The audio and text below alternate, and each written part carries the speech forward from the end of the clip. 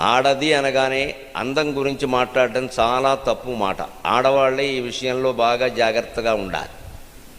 ఒక భర్త తప్పితే ఎవ్వడు మన అందం గురించి మాట్లాడినా అనవసరంగా మాట్లాడినట్టు లెక్క. అది ముందు ఆడవాళ్ళు నిర్ణయించుకోవాలి విషయం.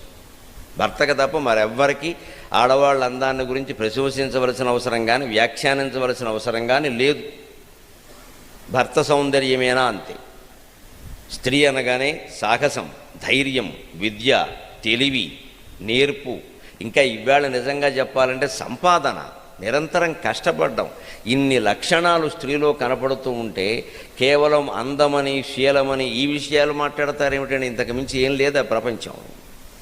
ఆ ద్రౌపదీదేవిలో సౌందర్యంతో పాటుగా శీలంతో పాటుగా ఎంత ధైర్యం ఉందో, ఎంత సాహసం ఉందో, ఎంత పట్టుదల ఉందో, ఎంత పౌరుషం ఉందో, అంతేకాదు సముద్రమంత లోతైన కరుణ కూడా ఆవిడలో ఎంత ఉందో